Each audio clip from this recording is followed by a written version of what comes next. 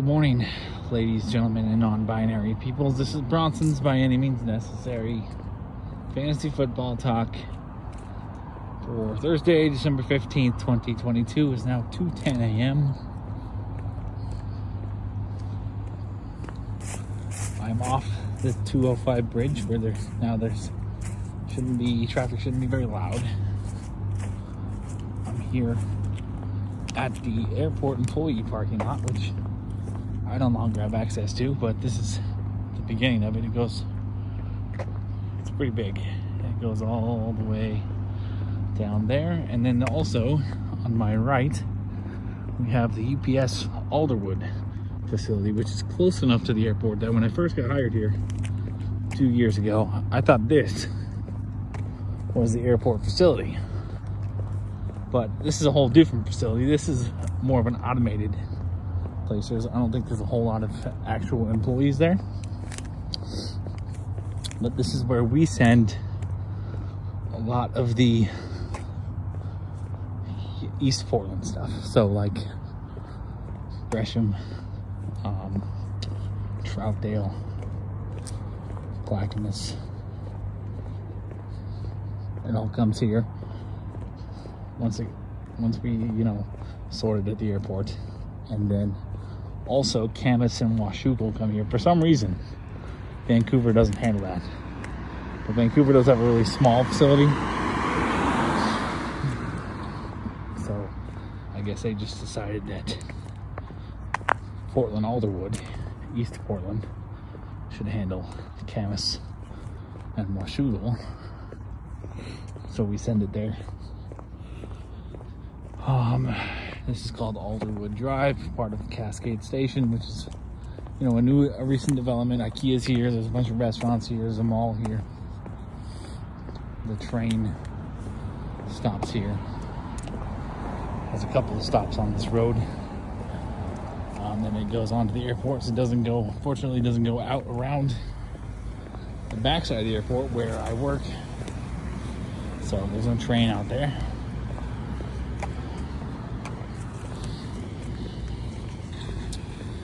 That's the employee lot. Pretty empty this time of night. No surprise, it's 2:30.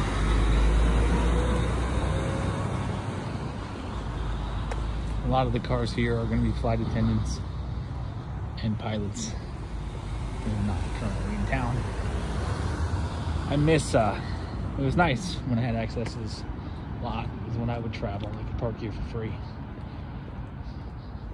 And then I could catch the shuttle bus that comes through here every 15 minutes to get to the airport. And now I no longer can do that. So I have to do what everybody else does. Need to pay to park in one of the economy lots or parking garages, or find a parking ride and take the train in, or keep my car at my house and take the bus and shit over here. Bus or Lyft or whatever.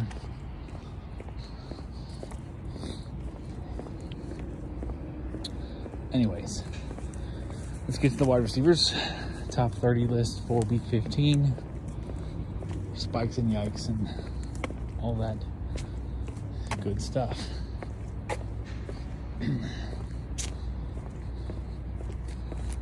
Wide receivers top 10 list. Your wide receiver ones for week 15. Look at all these cars that are absolutely frozen over, like mine. Because mine battery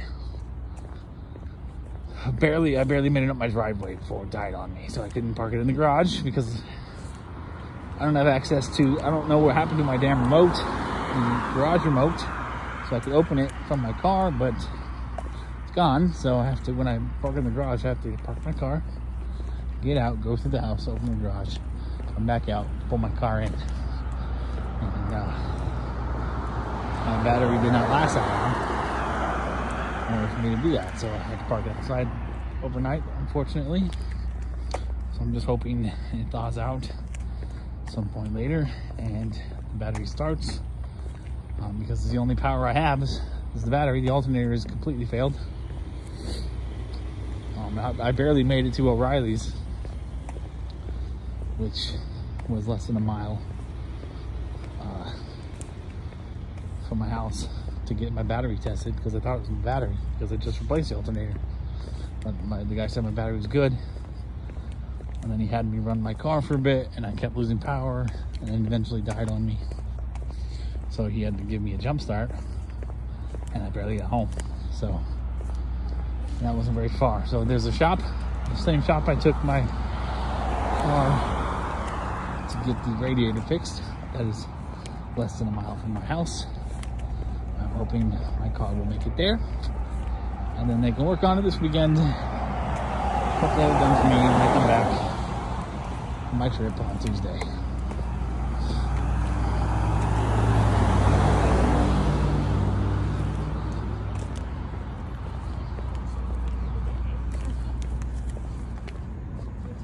That Nancy?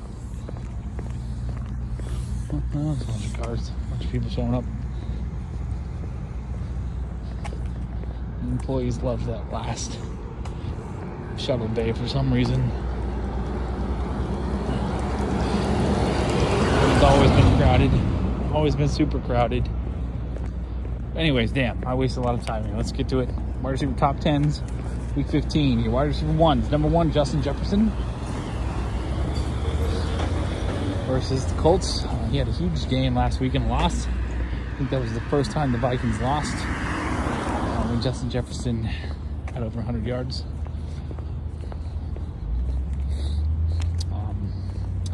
Number 2, Tyreek Hill at the Bills. Number 3, Stephon Diggs versus Dolphins. Number 4, we got Devontae Adams versus the Patriots. Number 5, Jamar Chase at the Tampa Bay Buccaneers. Number 6, Amon-Ra St. Brown at the Jets. 7, and there's the shuttle bus. It gets its own private entrance right here. And despite this big, gigantic parking lot, there's only one way in and out for employees. Now there used to be multiple. They closed them off because people were getting their car stolen. Now they just have one way in and out. I guess that controls the, deters criminals from stealing cars. Also not allowed to park along that back fence back there anymore because of car thefts. Number 7, Keenan Allen versus the 32nd ranked Titans defense. Number 8, AJ Brown with Bears. Number 9, DK Metcalf versus the 49ers. He's proven to be pretty quarterback proof, matchup proof. And then 10, we got CD Lamb, sorry, I need to enunciate that, against the Jaguars. Wide receiver 2s, 11 through 20. Chris Godwin at 11 versus the Bengals. 12, we got Terry McLaurin versus the Giants. 13, Garrett Wilson versus the Lions. 14, Christian Kirk versus the Cowboys. 15, we got DeAndre Hopkins at the Denver Broncos. Lost the road here because it's a big semi coming. And I don't really need to be on this side of the road anymore anyway. Because there's a sidewalk over here now. 16, we got Tyler Lockett versus the 49ers. 17, we got Amari Cooper versus the Ravens. 18, we got Jalen Waddle at the Buffalo Bills. 19, we got Michael Pittman at the Vikings. Michael Pittman has been struggling lately, but the Vikings defense is a perfect bounce back opportunity for him because our secondary is garbage. And then 20, we got Brandon Ayuk making his first appearance in the top 20 because of the absence of Deebo Samuel and the juicy matchup against the Seattle secondary. Wide receiver 3s, 21 through 30. Come on. We got Mike Williams at 21 versus the Titans. 22, we got Chris Olave versus Falcons. 23, we got Devontae Smith at the Bears. 24, we got T. Higgins at the Buccaneers, who may or may not play. He did play last week, but didn't catch a single ball. I don't even think he got any targets, if I remember correctly. It was 0 for 0. 25, we got Jerry Jeudy versus the Cardinals coming up for 3 touchdown week.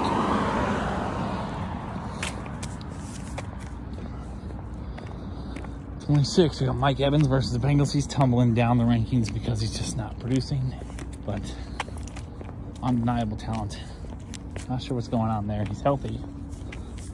As far as I know, he's healthy. Unless he's playing through something he's not telling anybody about. 27, we got Christian Watson versus the Rams. He'll be seeing Jalen Ramsey, who's not having the best year of his career, but still top-notch corner. 28, we got Zay Jones versus the Cowboys. 29, we got Marquise Brown at the Denver Broncos. And then at 30, we have, I thought I would remember without looking, but I don't. Juju Smith-Schuster at the Texans.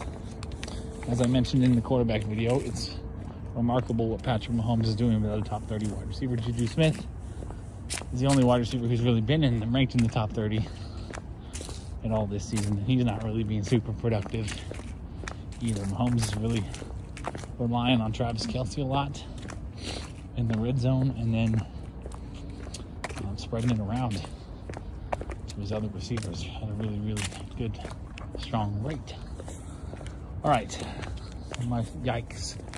The people I'm downgrading a little bit compared to consensus this week. Starting with one guy in the top 10, CeeDee Lamb. I know CeeDee Lamb is very talented, and he probably, the Jaguar secondary isn't scaring anybody, especially CeeDee Lamb, but there's just some other wide receivers I like a little more. So I'm downgrading him to the wide receiver 2 line. I'm moving some others up. And then in the wide receiver 2 line, I'm moving Chris Godwin down from 11. I don't think Godwin just hasn't been productive enough to justify being a top end wide receiver 2. He's more of a mid-tier, low-tier wide receiver 2 in my opinion. So we're downgrading him. And then Christian Kirk at 14. I think he's going to have tough sledding against that Cowboy secondary. Sorry, I'm trying to keep this thing upward so you guys actually can see some scenery and not just my feet. Apologize. And then Amari Cooper, I'm also downgrading against the Ravens because I think this is going to be more of a Donovan Peoples-Jones day, which I'm spiking. He's a little bit later on in the rankings, but I like him a lot more this week. And then in the wide receiver 3 class, downgrades, my yikes are Juju Smith-Schuster's the only one. He's at 30. I don't think he's going to finish top 30. I don't think any Chiefs wide receiver is going to finish top 30 this week just because of the matchup. I think it's going to be a big Travis Kelce day. A big running backs day, which we'll talk about later. Possibly this morning, but also possibly later. And even if I do get to it today, this morning on my walk, that doesn't necessarily mean it'll be uploaded before I go to work. So far, so good. So far, my first 2 uploaded really quickly. I think it's because of the time of day. There's not a lot of, YouTube's probably not seeing a lot of volume at 2 in the morning. So maybe I need to keep that in mind for the future.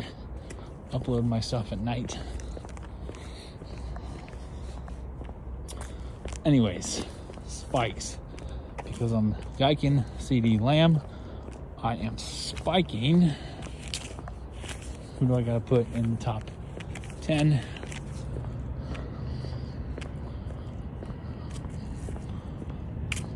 DeAndre Hopkins.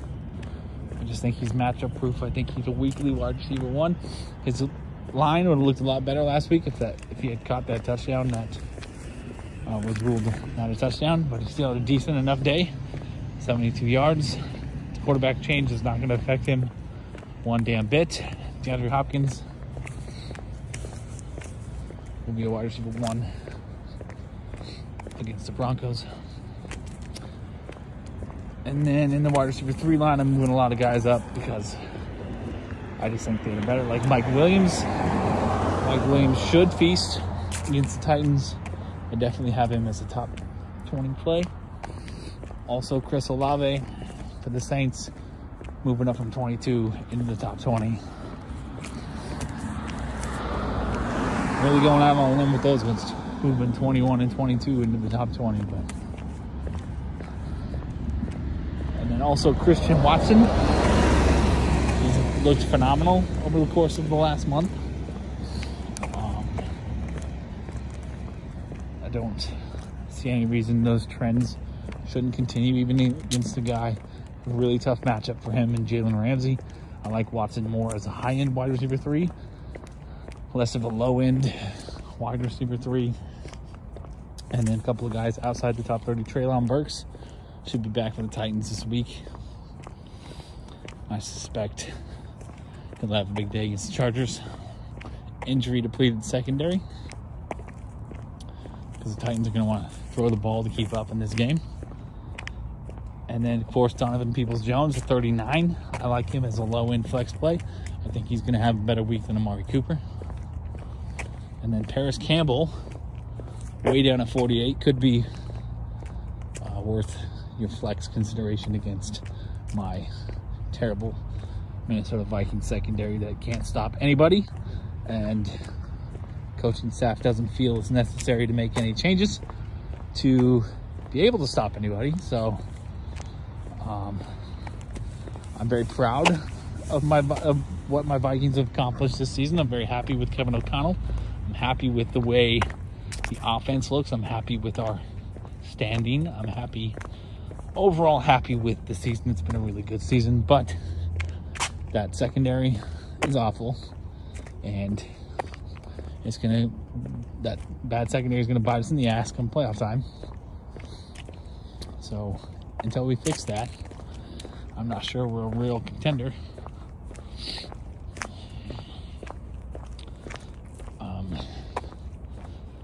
But I'm not sure we can fix it this year. But that's the life of a Vikings fan. Always next year. Wait till next year. We're definitely heading in a positive trajectory. We just need to continue to upgrade that secondary, which, you know, the management tried to do. They drafted Lewis Seen in the first round. He had a freak accident injury. Andrew Booth's been injury prone. Cameron Dantzler's been hurt. So it's not like the team hasn't tried. It's just the guys have been hurt. It's just unfortunate. Just more Vikings bad luck. But Cameron Dantzler's back now. So hopefully as he gets healthier, he'll get better. But Lewis Seen and Andrew Booth, I believe, both out for the year. Lewis Seen, his career might be over, which is really sad. He had a lot of potential. He was a first round pick. That 32nd pick is definitely cursed for the Vikings. We took Teddy Bridgewater with that pick, and we took Lewis Seen with that pick. Both ended up with major career derailing injuries. So if we do ever win the Super Bowl and get that 32nd pick, we better trade out of it. Trade up, trade back, don't care. Just we better never draft from that 32nd spot again. We better never trade into that spot again either. So yeah, that's the wide receivers, spikes and yikes for week 15. You guys, thanks so much for the support, the minimal support I get. It's appreciated. Peace, love, and nacho fries. I will probably get running backs done here before I get to work.